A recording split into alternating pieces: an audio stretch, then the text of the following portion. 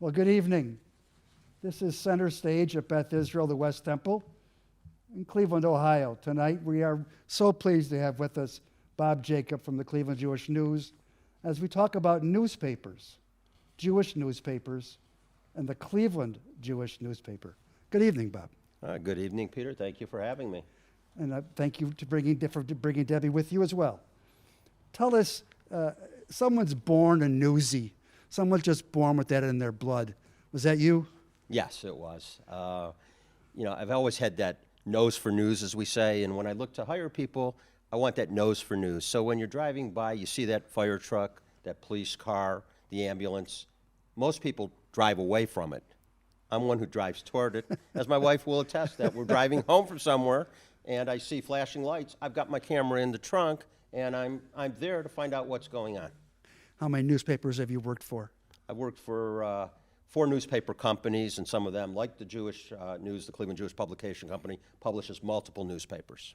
So tell us a little bit of family history here. You born and raised in Cleveland? Born and raised in Cleveland Heights, born at Mount Sinai Hospital, and a graduate of Cleveland Heights High School, so that's probably like half of the people that'll be looking at this tonight. And your temple back then was?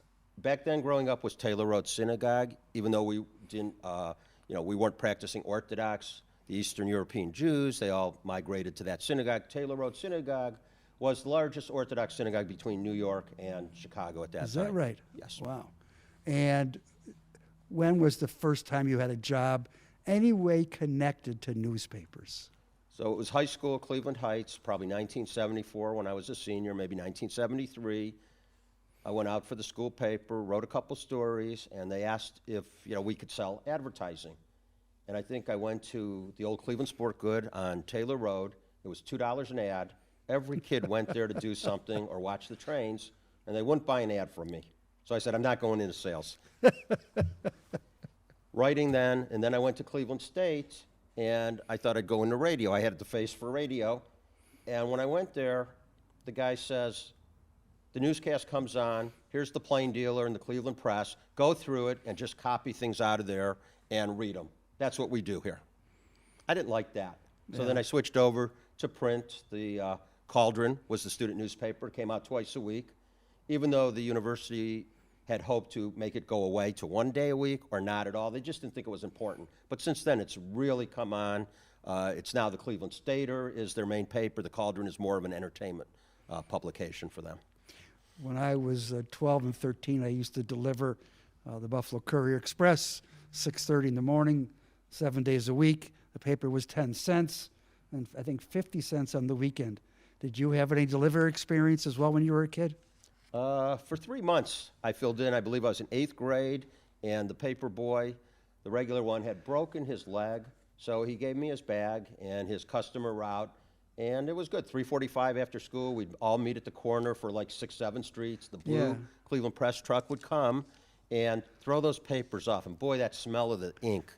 Yeah. And that's something, that's an unusual smell. It's a great smell, great feel when you pick up the paper. And then I would deliver them.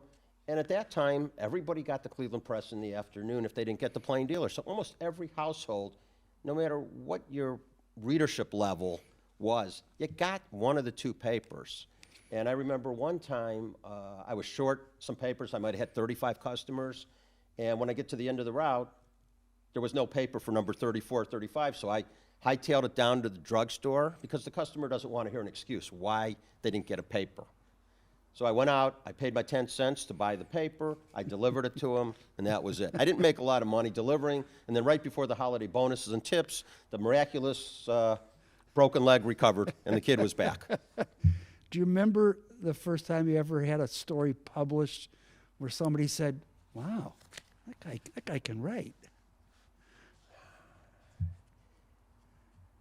I think usually they say the other way around in some of the stories, like, yeah. boy, that's a horrible story, he missed the point. But, I try to treat every story, and I started as a sports writer back in 1978 at a small paper in Painesville that's now defunct, the Painesville Telegraph, and it's a great experience. I encourage everybody to get a couple of years at small papers. Everybody wants to work at the major papers like I did when I graduated. I sent my resumes to everybody. But you get that experience, and you're out there, and you're covering I wasn't much older than the high school kids. They're probably 17, 18 years old.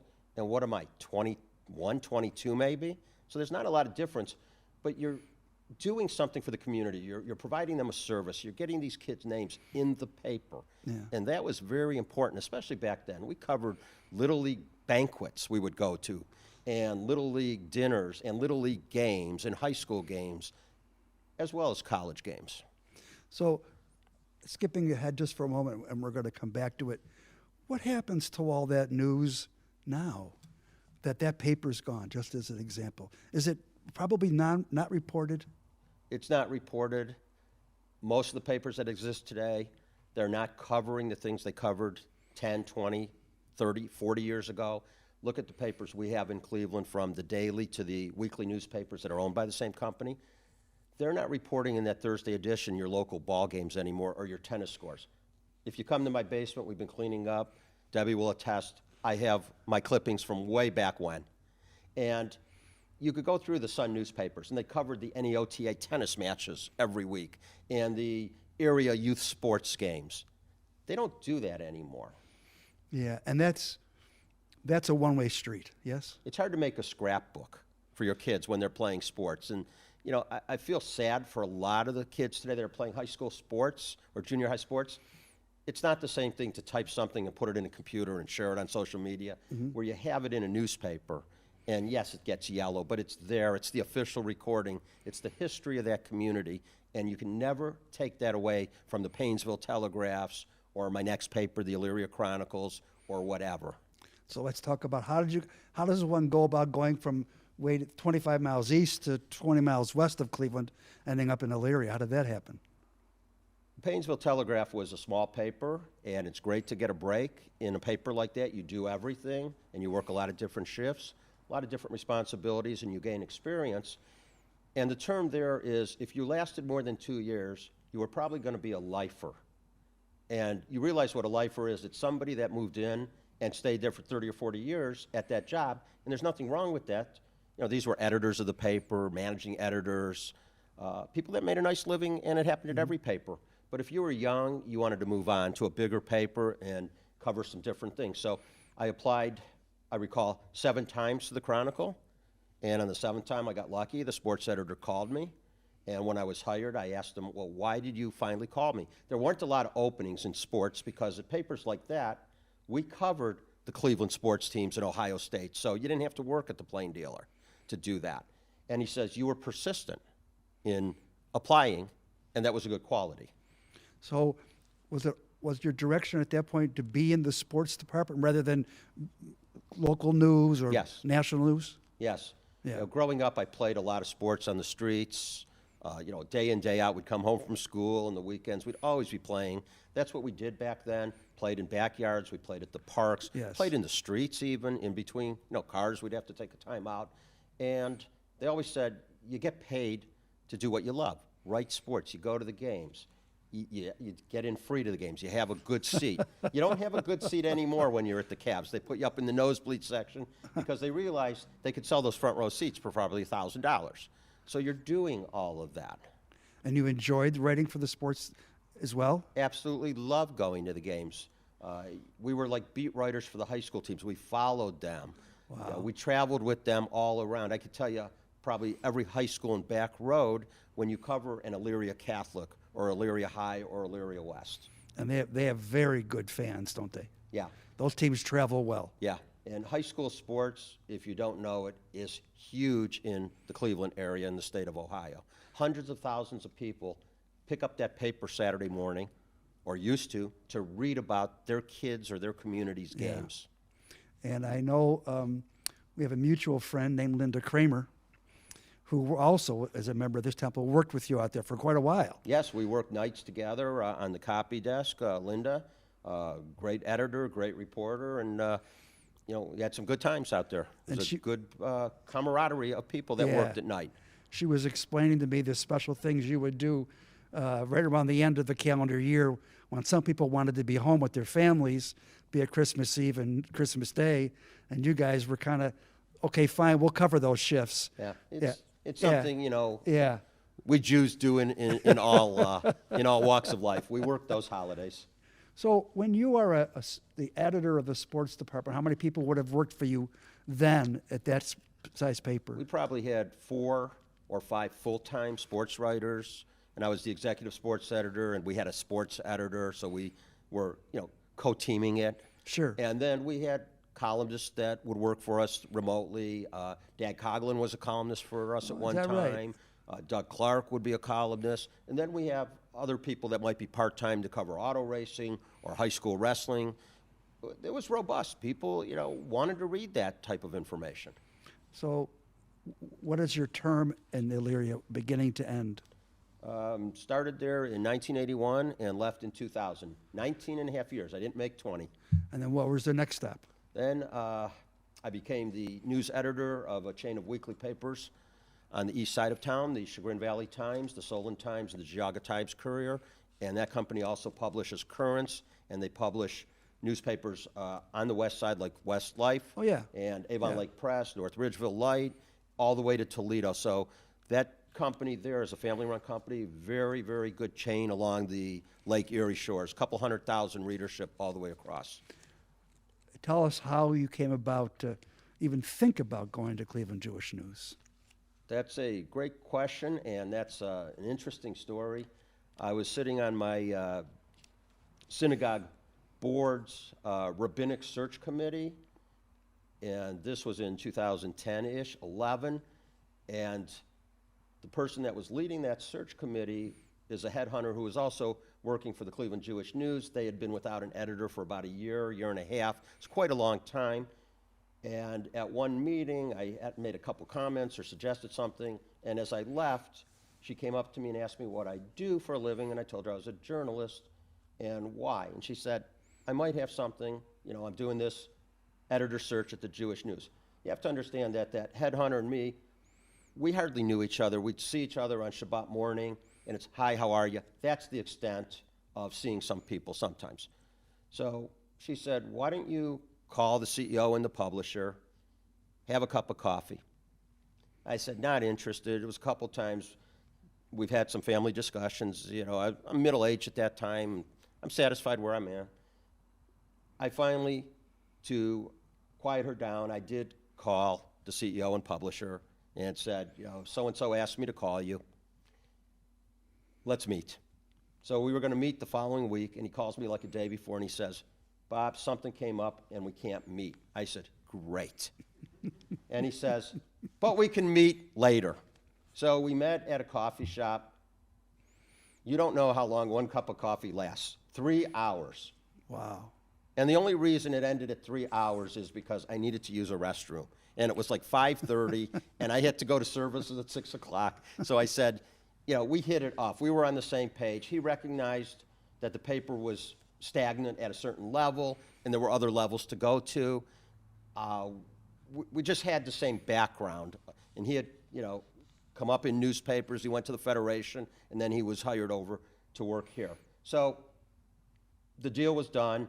I was to become the managing editor in like 2 weeks. 3 people knew it. We couldn't announce it to anybody. And then in that 2-week period, Cleveland Jewish News' Weddings magazine, I believe it is, comes out, hits the streets. My daughter is featured in there and calls to thank the CEO and publisher for running the article about her. And the CEO publisher says, you're not so-and-so's daughter. And she goes, yes. How do you know him? My father.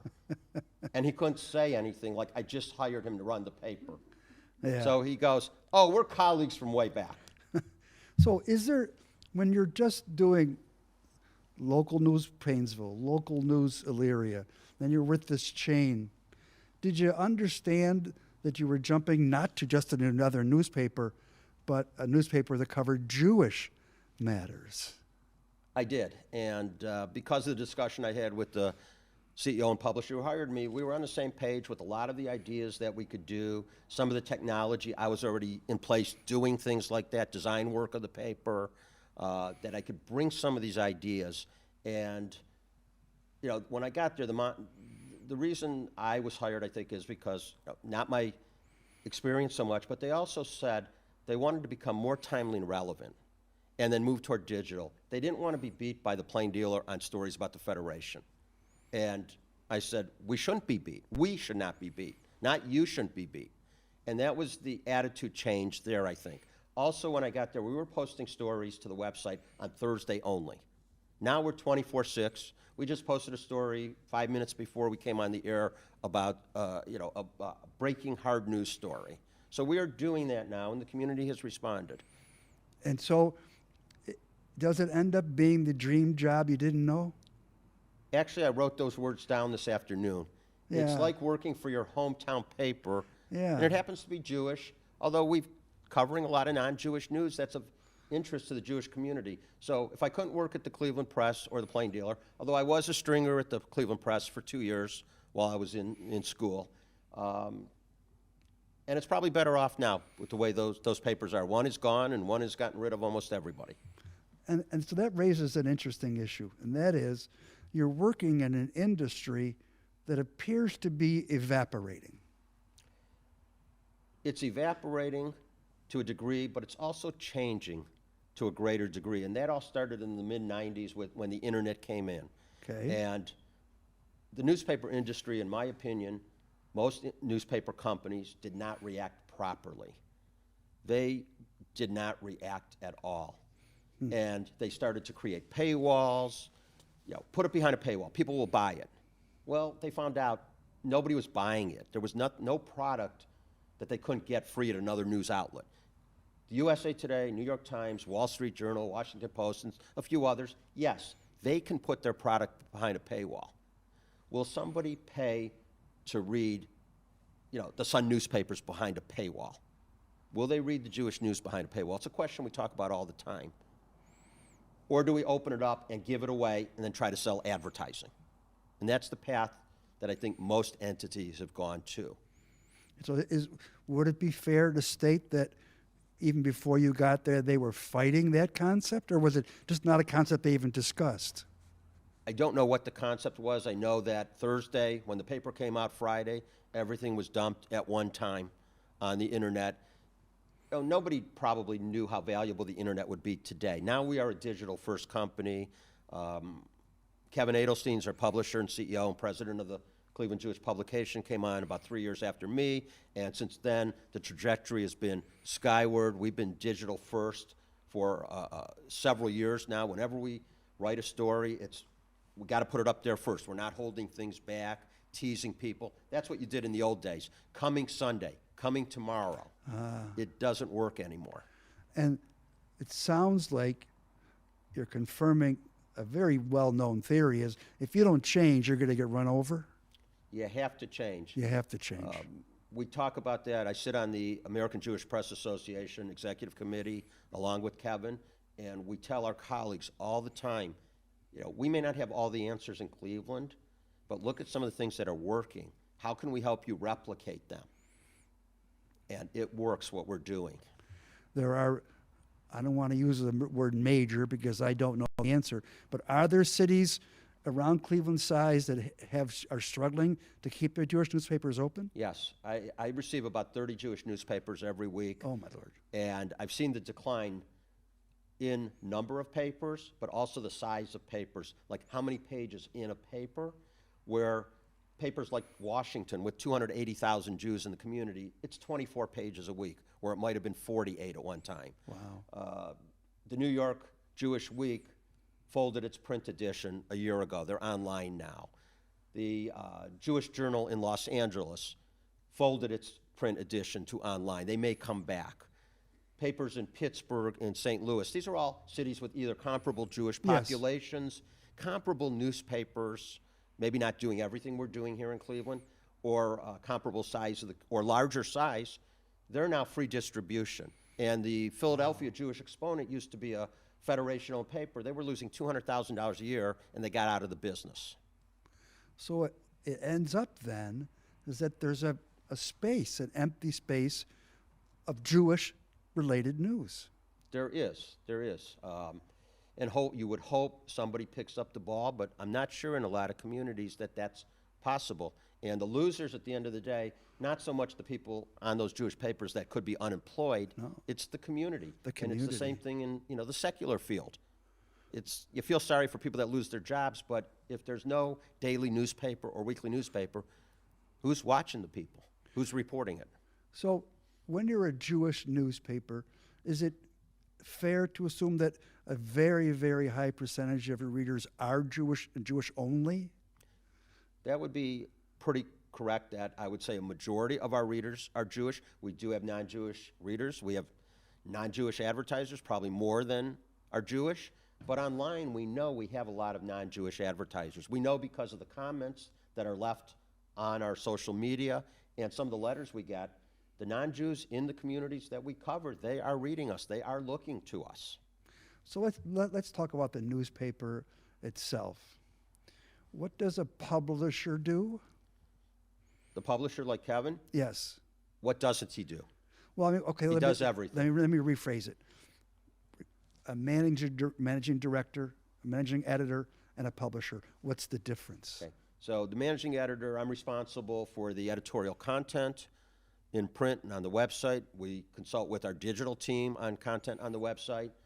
I'm responsible for the Cleveland Jewish News, the Columbus Jewish News. We also have a Columbus bureau chief. And then we'll be launching the Akron Jewish News here in about 2 weeks. And we'll talk about that in a little bit. Right. So I'm responsible for the editorial content. I also, I'm one of the 4 company management teams, so I'm weighing in on a lot of decisions that, could directly impact editorial. But, my background also I think is helpful when we talk about circulation or sometimes sales. We all collaborate, our management team, and it's very good.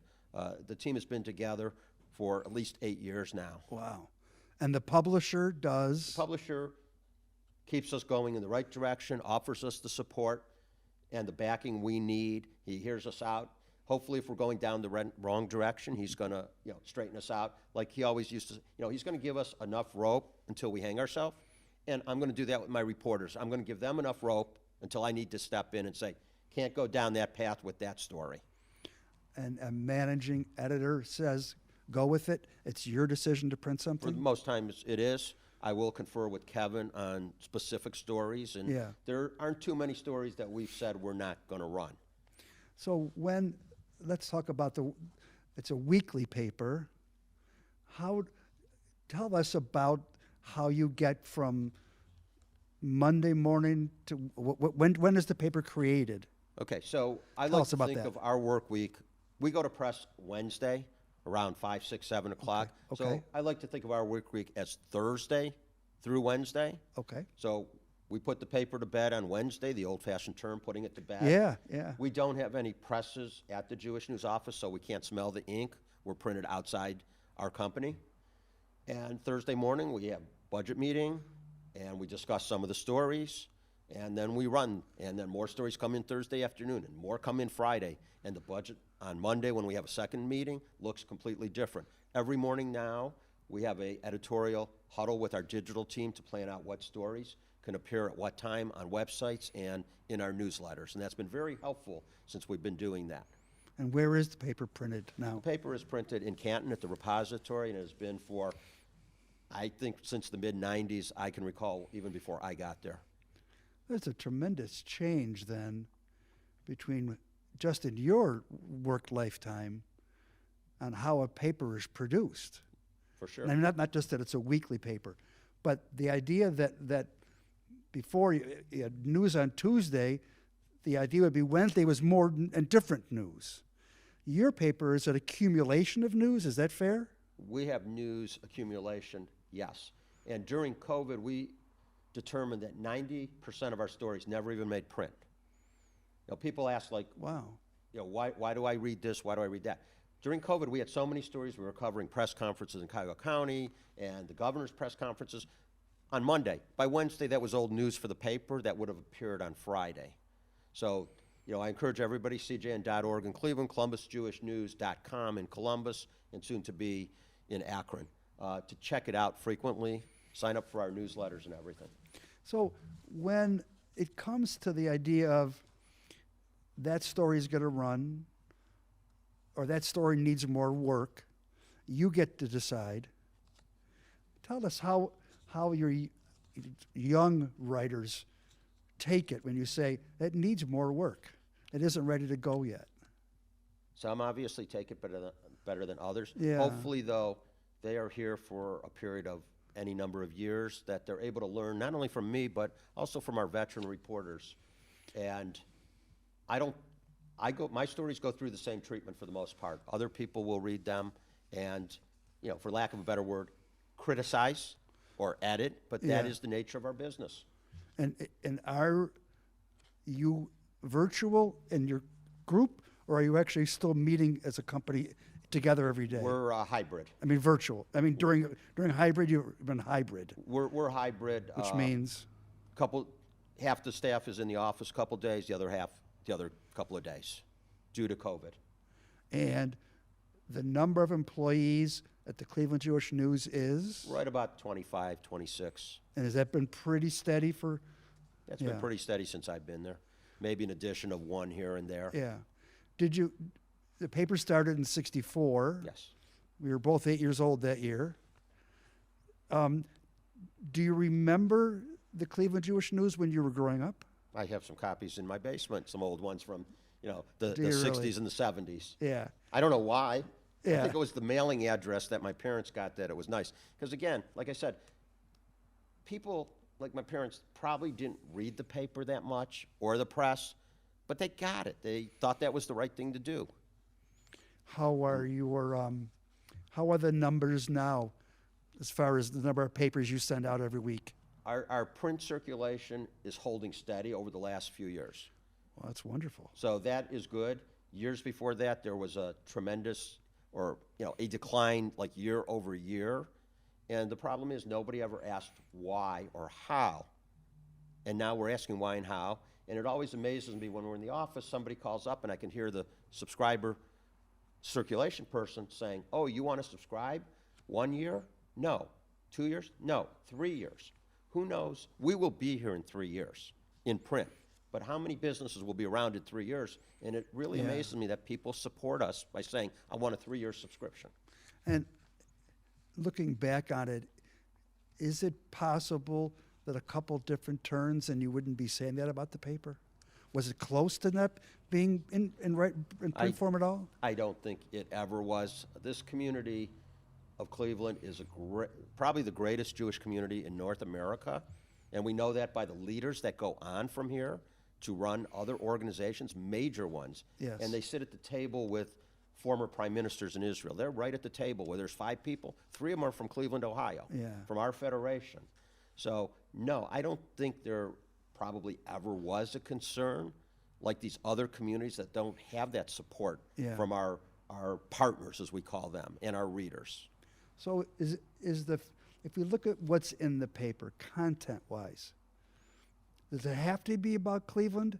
That's the first question. Does it always have to be about the Northeast Ohio area? Is that what you center on? Okay. So I like to reflect on the newspaper business, 3 words, and it's almost the same words as in real estate. Real estate is location, location, Yeah. location. Yeah. I like to tell people newspapers are local, local, local. Especially today, you can get your world news we can't compete with JNS, JTA, AP, which we're a member or a subscriber to all 3, or the CNNs or the Foxes or whatever. But what we can do and are doing, and doing it great with our team of reporters, we can cover the local communities. That's what I think people want, and it's showing. It surely shows in the political coverage.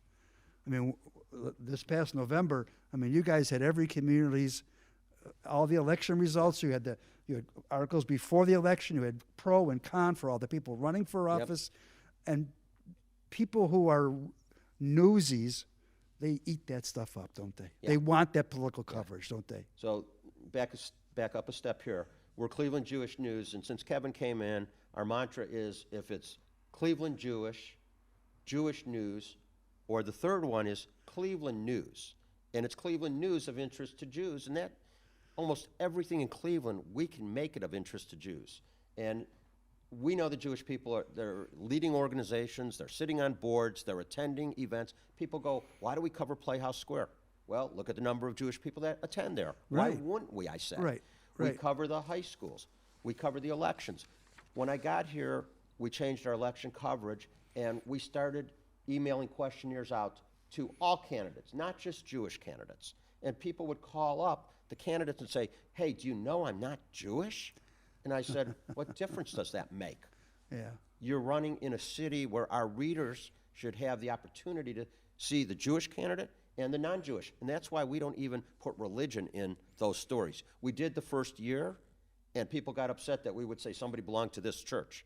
And I said, if we don't say they belong to a church, we certainly can't say somebody belongs to a synagogue. That's not fair. So we eliminated that. We learn. And so, if it's not a political season, like this time of the year, everybody's in office, how does a paper that's looking for Jewish news, how do you find it? Luckily, we have good people that find the news, and the news finds us. We cover communities very thoroughly on the east side of Cleveland, which have heavy Jewish population bases.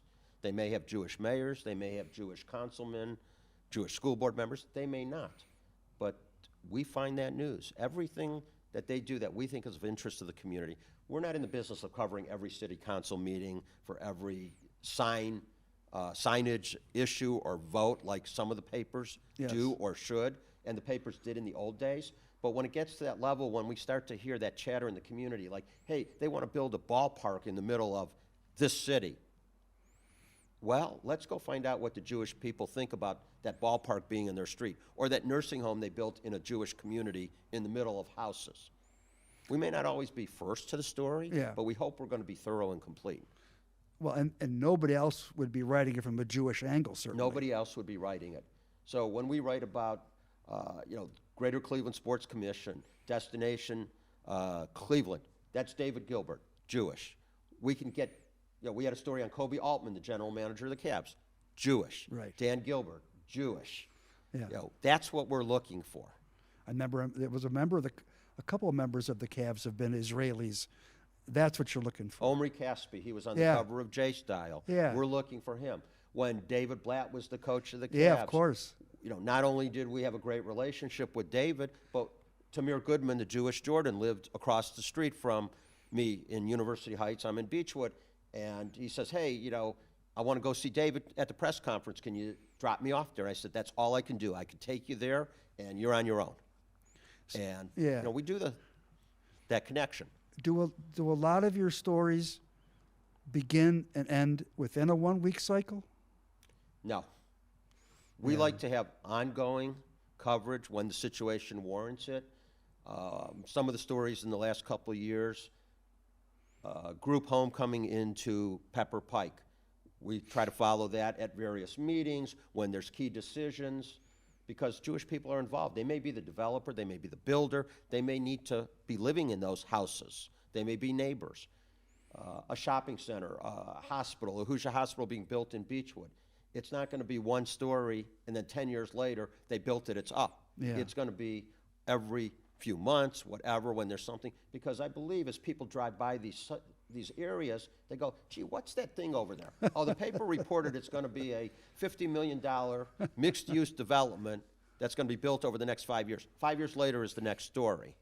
And that's one of the things we've also changed is, let's give some periodic updates. When you drive by something, you go, what is that? Is that a new department store? Is that a gas station? Who else is going to provide the news? You're not going to the council meeting, for the most part, to look it up.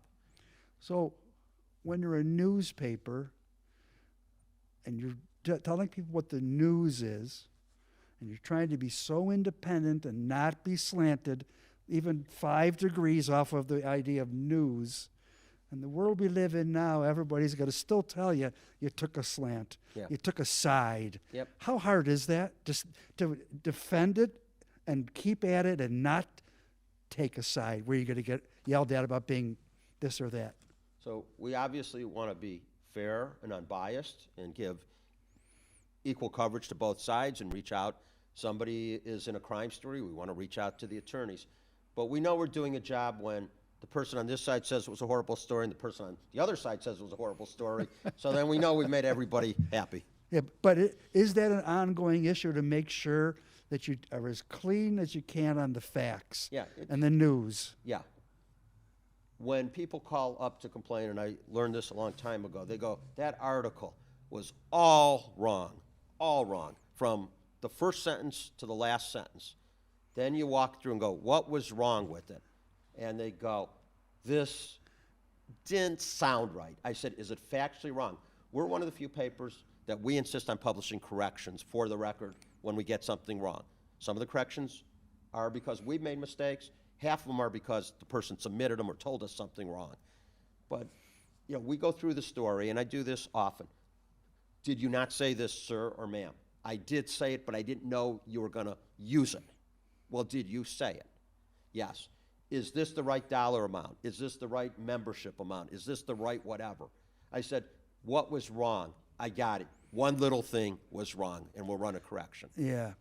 And when you're on a big story and you're smelling, this is a big story, does that mean you got to be even more careful to make sure you get it right? Yes. Yeah. So some of the big stories we've covered in the last 2 or 3 years, we've had a Solon former band director, a Mayfield middle school teacher and track coach who've been involved with some sexual allegations.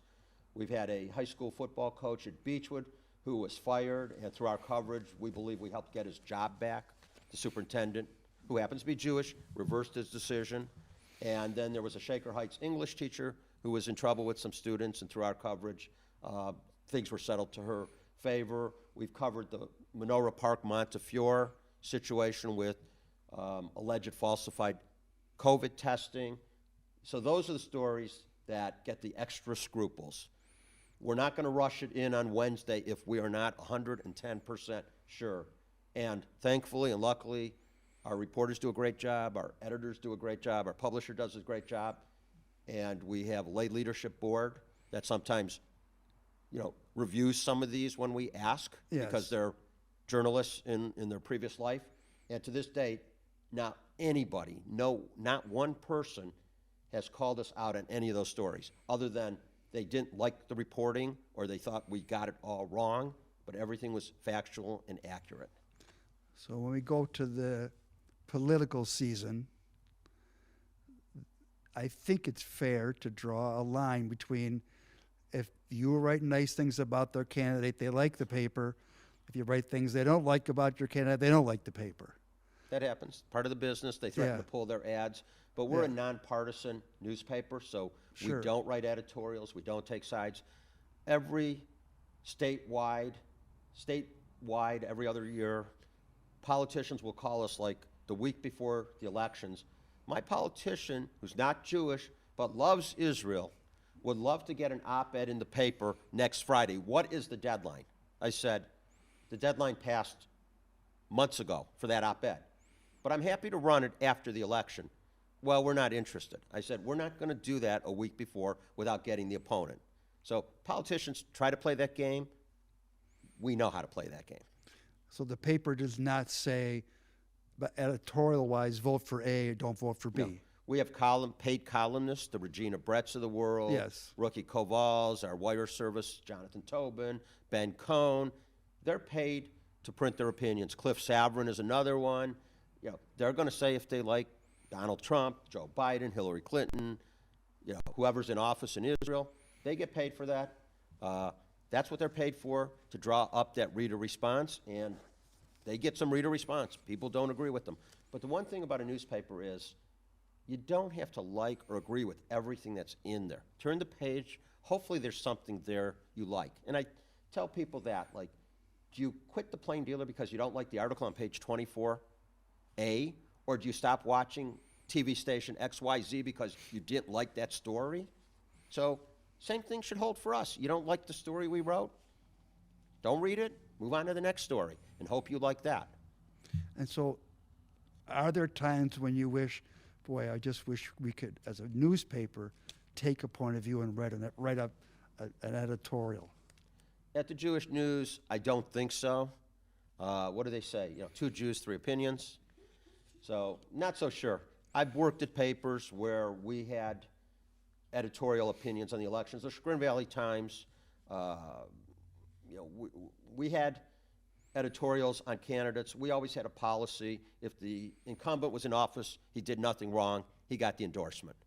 But then I see these other papers in our area that the competitors, they would write, the incumbent should be reelected, that's our policy. And then in the next city, they would say, the incumbent's been there too long, let's give a newcomer with no experience a chance. So I'm not so sure that editorials are the right way to go. The Plain Dealer that one year did not write an editorial on the president because the publisher disagreed with the editorial board, I understand. So they said, we don't need editorials, you're smarter than we are. Well, I guess we're not so smart anymore because now they have editorials who should win the elections. And so we end up with a lot of politicians taking ads because that's the only way they can get their own face on the Right. full page. Right. Are there politicians for any reason that you wouldn't accept their ad? We accept anybody's ad for the most part as long as it's accurate and factual. We fact check every ad, and on political ads we have a disclaimer. By law they have to say who paid for the ad, paid for by the committee or whatever, Yes. and we make sure that is prominent on every ad. Even though some people don't want to put it there or they want to put it in a picture where you can't read it, we are very, very astute about doing that. So we have some defense of, we're not endorsing these ads. And we have disclaimers on our columnists that the columnist opinions don't reflect the paper, the company, the board, or its Yes. employees. And not a lot of papers do that. So let's talk about Israel. Okay? Talk about two Jews having four opinions. How frequent or how often is there an Israel story in your paper? Is it every week? There's always numerous Israel stories. So since I got here February 2011, we've changed the way the paper looks and how it's positioned. The reader probably doesn't remember anything now. There's some flow to the paper where we jump stories from 1 to 2 or 3 instead of 1 to 72 and 1 to 52. We have one page of world news in our paper. We put a bunch of briefs in and a couple of the main stories. If it's a big enough world story and we can localize it, and localizing it I mean is calling our Jewish sources that live in Cleveland, Northeast Ohio, or Ohio. Sure. So if Benjamin Netanyahu, when he's not reelected, that's a world story. We certainly would like to localize that, put it on the front page. But our belief is everybody's getting that Israel news way before we can deliver it on Friday. And so how does that take, when it's a really important issue, to local Jews? Do you just try to make the connection and get more than one article in? We do that sometimes.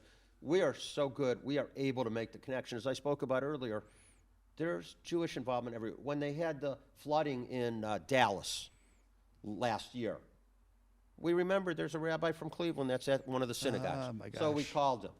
When there's Surfside, Florida, we were able to find a woman from Warren. We made that connection. Wow. That's how we do it. If there's something in Washington, we have heads of organizations that grew up.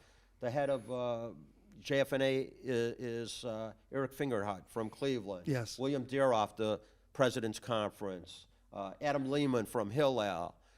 Kent State, the person just tragically passed away. He was from Kent State. We're able in Cleveland, for whatever reason, there's always the connection that comes back to the Cleveland, Ohio area. And most of your writers, well, I asked the question better. Are your writers generally born, raised here in Cleveland? Yeah, they're generally born and raised. Some of them are, right out of college, couple years experience, recent graduates, to some more seasoned people. And how many writers per se are there at your company? So when we're fully staffed, we have 4 news writers, news reporters, staff reporters.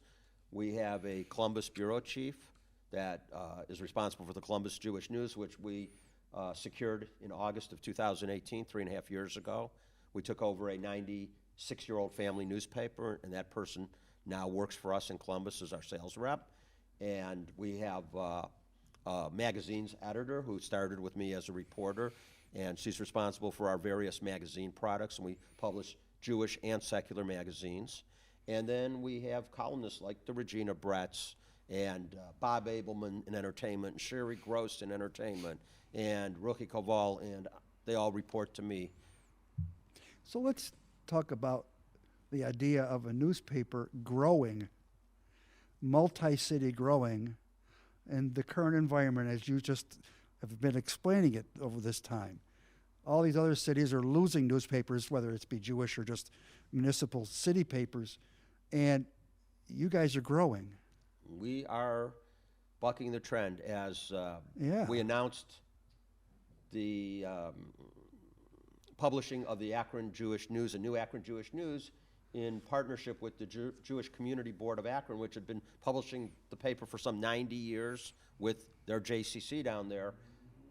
We announced that growth into Akron, and the coverage we got by the wire services and other media off of the news release we sent out, which was not written as the Cleveland Jewish Publication Company is bucking the trend, but they recognized that. And we were, receiving coverage on Kent State WKSU Radio, the Akron Beacon Journal, the Plain Dealer. They were calling Kevin for interviews. What are you guys doing in Cleveland that nobody else is doing? And we've recognized as niches. And in Ohio, it's estimated there's 150,000 Jews in the major cities, especially. And in Cleveland, we have 81,000. In Columbus, there's 25,000. And in Akron, there's 2,500. So the Cleveland Jewish News products could now be available to, we figure, 110,000 of 150,000. That's pretty good saturation. So if you can speak to it, how did it happen? Did Akron call you? Did you know they were in trouble or they weren't in trouble? How does that just happen? So years ago, when I got to the Jewish News in 2011, we were doing some things for the Akron Jewish News. We were designing it and selling ads. And for whatever reason, that contract ended, or Akron and Cleveland decided not to continue. We didn't have any involvement editorially or anything like that. And the head of the Akron Federation at the time was a person by the name of David Cook. He retired. He came back last year as an interim consultant, and he called me and said, "Bob, we need to get this thing back on the front burner." There was some meetings about 2 years ago, right when COVID hit, with Todd Polikoff, their CEO at the time, who had departed for a position at one of the Florida federations. So there were some meetings, and COVID just put an end to it right away. And it was like 2 years later, David calls, and I said, "You know what? Talk to Kevin. I think we're interested." And this thing came together in just weeks. And I think in less than 2 months, we're going to be publishing a brand new Akron Jewish News. Right now, it's mostly press releases. They get all the organization information in. They don't sell a lot, if any, of advertising, but we will be coming in there selling advertising, reporting stories in Akron on a monthly basis, and we'll be launching a website shortly thereafter, so they'll be getting their news, pretty much on a regular basis on the website. Talk about the Columbus venture. When did that all start? That we've been talking about that for some time, and the talks heated up in probably 2018, maybe 17, and by August of 18, we had reached an agreement with Steve Pinsky and his family, which had published the paper for, I think, 40 of the 96 years, and it's a bi-weekly, it's an institution, and everybody loved it, and we came in, and they loved us, and within 3 days of launching that paper, we had done something that paper had never done. We partnered with the Kosher Barbecue and put our name all over it. And that's one of the things we do with a lot of organizations. We partner with them. What does that mean, you partner with them? We partner with them because they are important to us, we're important to them.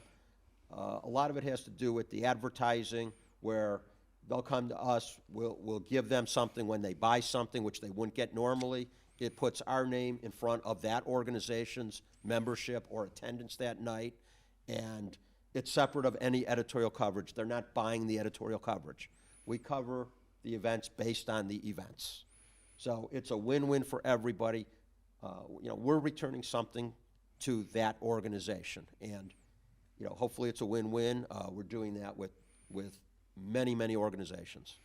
So in other parts of Ohio, Toledo, Cincinnati, is there opportunities there for your organization in those cities as well? We have been approached unofficially by residents of those communities that say, you need to do this here. There's nothing that I'm aware of that's happening imminently. We are involved in so many things. I mentioned our magazines that we publish, Jewish and secular. We also publish magazines for communities like Cleveland Heights, University Heights, South Euclid, and Lyndhurst. We publish their quarterly magazines. We also just launched one for Stowe Monroe Falls in Summit County, and we have a partnership with the woman who owns the Beechwood Buzz. We're also in the book publishing business with Gray Publishing. We launched 2 novellas with Bob Abelman in the last year and a half. So I don't think that opportunity is coming like tomorrow, but I know we're always going to listen. It just seems like you guys are not just on the front and the cusp of continuing to grow, but there's also opportunities where you can actually match up your growth. You guys know where you're going next. We're trying to know where we're going. We're always looking at where we're going, and we strategize all the time. And what we did today may not be what we do tomorrow. And we're looking for more digital newsletters. We launched new newsletters in Cleveland and Columbus during COVID. Those are sold out. Our morning newsletter was launched shortly after I got here. It had been talked about for 2 years, and we got the thing going in 2 weeks, and it was sold out quickly. And we're looking for products like that. And digital's where the growth is going to end up being versus the print number of papers? Right. The print right now is our bread and butter. You get a lot more money for a print ad than you do for a digital ad. And I don't know if it's going to be a year from now, 5 years, 25. I always like to say, I've probably got a few more years, 20, 30 years I hope to be around. I want to read a newspaper wherever I am. You want to feel it in your hands? I want to feel it. I want to read it. Yeah. That's why I still support, the daily paper when I can, and pick Yeah. up papers when I go out of town. But that's me. I don't want to be on a computer all day and all night and all day and all night. And it's fair to state, though, that people our age, our children aren't buying newspapers. I know my children, they live in big cities. They're not buying newspapers every day. They're not. Some of my children get the paper. Some of them get them for the coupons on Sunday. Some of them get them for the sports. Yeah. But I think a lot of the daily papers are harming themselves. They're setting ridiculous deadlines because of where they're printed now at one plant somewhere in the country. A 7 o'clock deadline for the Plain Dealer for sports, or for the Dispatch or the Inquirer. You can't get anything in. So why would any sports person want to buy that paper? So you end up telling me and telling our audience that this little paper, Cleveland Jewish News, has advantages that other papers don't. We have tremendous advantages, and a lot of it is in the people we have, very smart people. And we've come from different areas. We have a VP of sales who came from Cranes and other daily papers, secular ones. I came from the secular world. Kevin came from Cleveland.com and a lot of sales jobs. I don't think any of us ever worked in the Jewish media environment. And we've changed it, and it was not always easy in the beginning. People wanted to know why we're doing this and that. But we're doing it, and we talk to our colleagues across the country and say, we notice you're struggling. How can we help you? Why don't you try this? Try this. It works for us. Maybe it'll work for you. Yeah, but I think it also depends upon the enthusiasm that I can feel, and I hope everybody watching can feel. The same enthusiasm you had when you were 9, 10 years old, delivering those afternoon papers, you're still a newsie, aren't you? I think, yes. Yeah. If you want to do something, you might as well do it with 100% enthusiasm, or why do it? If you just, this has never been a job. It's been 40-some years, and I look forward to it every day. I look forward to going to ball games. I look forward to going to cover LeBron James in the playoffs, and people go, well, that's fun for you. That's easy. You get a free ticket. I said, yeah, and I get home at 4:30 in the morning. They go, why? The game ended at 11 o'clock. I was home in my bed by 11:30. I said, yeah, but LeBron decided he didn't want to talk till 1:30 in the morning. And then we wrote our story, and then we had a paper to put out, or the RNC, and you're there. So yes, you're on the cusp of reporting what the community wants and what they're unable to do. I can't do a lot of things, so this is why I do this. But yeah, if you're not going to wake up every morning and want to do what you want to do, why do it? Well, I think we've learned tonight why the Cleveland Jewish News isn't just surviving, why it's growing. I mean, your enthusiasm is what's needed. And I commend you, and I hope everybody commends you for the enthusiasm that you must bring to that paper every single day. Good for you. Like I said, thank you. You know, we have good people, and a lot of people have that enthusiasm. I think everybody at the company has it, and it shows in our Yeah. products. A lot of the people, while it's a lot of work and we're very busy, Yeah, the challenges are there, and everybody rises to the challenges, Yeah. or they wouldn't be here. yeah, and you know, it doesn't matter that it's journalism, it's business, but it's business journalism and it's Jewish business journalism. What more do we have to say? And it's Cleveland. Yeah, they're, All those put together. yes, Thank you so much for your time tonight, Bob. my It's pleasure. been a great night. Question is, How do you decide what's breaking news? Like, what's the process for that? Is that your decision? I confer with Kevin on that for breaking news. I've been doing this so long that I think I have a pretty good idea what rises to the level of breaking news, and we're in agreement. As somebody Jewish giving a $50 million donation to the orchestra, that's worldwide breaking news, really. An attack in Israel, that's not the typical day-to-day breaking news. Armin Budish deciding he's not running again, breaking news. David Blatt hired by the Cavs as an Israeli coach, breaking news. Councilman stepping down, probably not. Mayor stepping down, probably. Again, there's really no right or wrong on breaking news, and it's not a science, but you got a gut feeling after doing it. thank you very much for Thank your you. time, very much. Thank you, everyone. We will not be here in February. We're doing some work in the sanctuary. In March, we're going to have the head of the Alzheimer's Association Cleveland chapter here for an hour on the Alzheimer's situation. Good evening.